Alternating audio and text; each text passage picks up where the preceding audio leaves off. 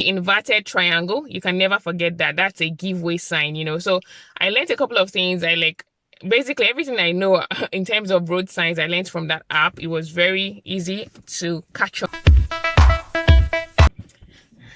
Hi guys, welcome back to my channel. My name is Laju. I'm a Nigerian in the UK.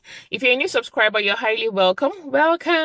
If you're a returning subscriber, thank you so much. Don't forget to like this video and feel free to share. All right, so today we're talking about driving in the UK, what you should know before you book your theory driving test, and tips on how to pass the first time. How I passed the first time. I'm so proud. All right, so basically, the first thing you need to do before you book your theory driving test is to apply for a provisional license.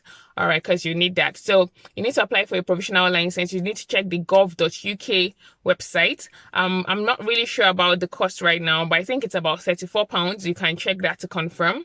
After you apply for your provisional driving license, which takes about 7 days thereabout, it's pretty fast. You know, it gets delivered to you. You just need to be above, I think, 16 years of age. I'm not so sure. And you need to be able to read a car number plate from, I think, 20 meters. Like once you can do that, then you can apply for your provisional license. So if you have any eye problems, this is a good time to deal with it before you go ahead to apply for your provisional driver's license. Then after you get your provisional driver's license, the next thing is to book your theory test. So you need to be a resident in the UK. You need to have lived in the UK for about 185 days in the past 12 months for you to be eligible to book this theory driving test. And I believe that's roughly 6 months or so, I think. So if you've been in the UK for about that period of time, you are eligible to book a theory driving test. And I'm aware that people immigrate to the UK and they use their international driver's license to start driving. But for me, my husband and I, we were not very confident to do that, even though we had our international driver's license. But I mean, the fact that we were coming from a country where we used to drive on the other side of the road, and then, you know, you're driving on this side. We didn't want to take the risk. My husband is actually a pretty confident driver, but I can't say the same for myself because I'm more of a Jesus take the wheels kind of driver. So we decided to just wait until we were ready. Not like we were doing anything really, but mentally ready, financially ready, because yeah, it cost money to go for those driving tests and all that. So yeah, we waited until we were a bit balanced before we went ahead.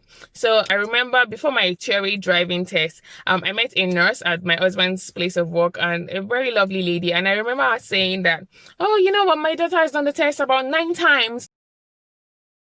And you can imagine what that does to you. That put me in panic mode, like 9 times, like what was she doing? But yeah, guys, I can tell you from personal experience, it's not that complicated. Like the theory test is the easiest. It's one of the easiest tests that you can do. So one of the things I used was the DVLA app. They have this theory test app, which was very helpful. Maybe initially I wasn't that serious with it, but I soon got a hang of it and it was pretty easy. The app was very helpful. I'll recommend it to anybody. I think I'll try to put a picture of the app.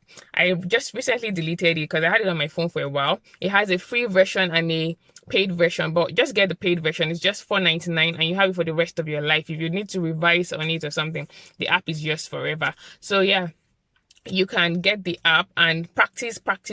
So, you know, it has road signs.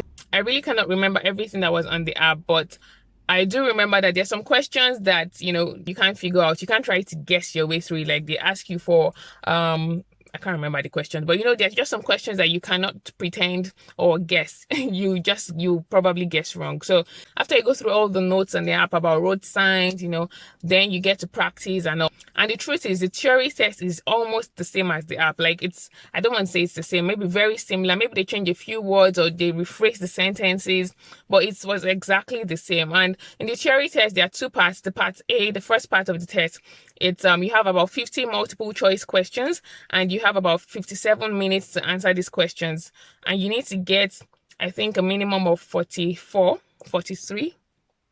Just confirm this to pass, and I got 47, guys. So yeah, it was that easy. Okay, maybe not that easy, but I'm not bragging, but you get what I mean. you can score. I'm sure you can score everything if you practice well. So yeah, maybe I just give them 3 points to take with them. And then the part B, hazard perception part. So that part was a bit tricky, to be honest. So maybe I think that is what probably fails people the most, because you need to be able to identify, potentially, what's the word, you need to be able to identify developing hazards. So like if something will make you change your direction, change your speed on the road, like probably a child playing nearby or running into the road, something something that is potentially a hazard, you need to be able to identify it and click it quickly. Another thing I should mention is that if you're answering the questions for the part A, for instance, and you don't know the answer to a particular question, you don't have to worry. You can always flag it and come back. Like, okay, you know what, you just wait there. When I know my answer, I'll come back to you. So I think the 3 questions I missed, maybe I flagged them and I didn't go back, or I probably didn't know them. But the hazard part, as I was saying, you need to be fast enough and identify the hazards quickly. If you don't identify it quickly, there's no problem. But the faster you identify an hazard, the more points you get. So if you see a hazard, like something you suspect is a hazard, you quickly click on it, you get points for it. Also, you cannot click too much. You shouldn't click too much, because if you keep clicking and you think everything is a hazard, then you may lose points. You may not get any points on that particular question. Or you may get a warning like, okay, you've clicked too much. And I think that happened to me one time, because I was like, okay, I think I've seen the hazard. Oh no, that's not the hazard.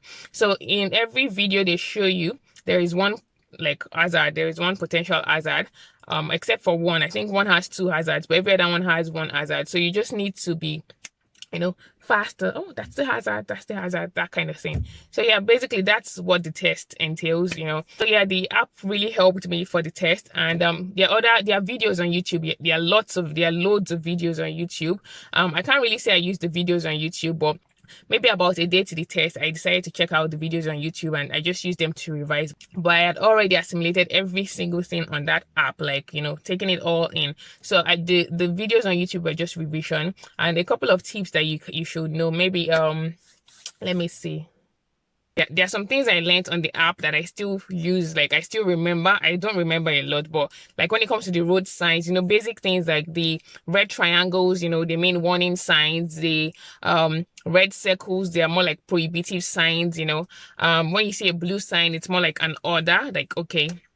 So yeah, when you see a brown sign, I always know when I see brown signpost, the brown signs are for tourist destinations and stuff. The inverted triangle, you can never forget that. That's a giveaway sign. So I learned a couple of things. Basically everything I know in terms of road signs, I learned from that app. It was very easy to catch on.